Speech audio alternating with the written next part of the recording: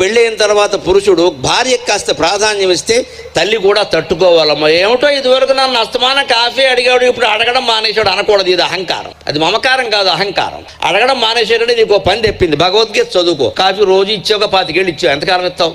Coffee అడగలేదని బాధ కాదని మన ప్రాధాన్యం తగ్గిపోయింది. మరి ఆయన పెళ్లి చేసుకున్నాడమ్మా, అవతలింటి నుంచి వచ్చిందా అమ్మాయి, అమ్మాయికి కాస్త ప్రాధాన్యం ఇవ్వదా? అమ్మాయి ఉంటుందా? భయపడదా? సహజంగా నాకేం లేదు ఇక్కడ, నేను ఎందుకని, నాతో మాట్లాడటమే లేదు ఎవరు, నేను ఎందుకు అనుకోదా? ఒక గదిలో భారిస్తే అలాగా? పెళ్ళి ఏంటంటే భార్యకి ప్రాధాన్యం ఇవ్వాలి. అసలు కొన్ని నిర్ణయాలు భార్యాభర్తలు తీసుకోవాలి, తల్లిదండ్రులు సంప్రదించాల్సిన అవసరం లేదు. 30 ఏళ్ళు దాటింది అంటే సొంత నిర్ణయం తీసుకోవాలి, తల్లిదండ్రులే చెప్పాలి. ఏదన్నా అడిగితే నువ్వు మీ ఆవిడ ఆలోచించుకుంటారా, నాకెందుకో ఫోన్ చేస్తున్నావు అస్తమానం అని చెప్పాలి, తండ్రి కానీ తల్లి కానీ. ఒక నిర్ణయం తీసుకోలేవా? నీ ఉద్యోగంలో ఉండాలా, మానేయాలా? ప్రమోషన్ వదులుకోవాలా, చెయ్యాలా? ట్రాన్స్ఫర్ వెళ్ళాలా, మానాలా? భార్యతో ఆలోచించే. తల్లి ఎందుకు పని లేక? భార్యతో ఆలోచించు. ఎందుకంటే ఇంత కూడా వచ్చేది ఆవిడ. ఎక్కడ ఎవరి మాట, ఎక్కడ ఎవరికి ప్రాధాన్యం, అది ఆలోచిస్తే జీవితం అంతా బాగుంటుంది.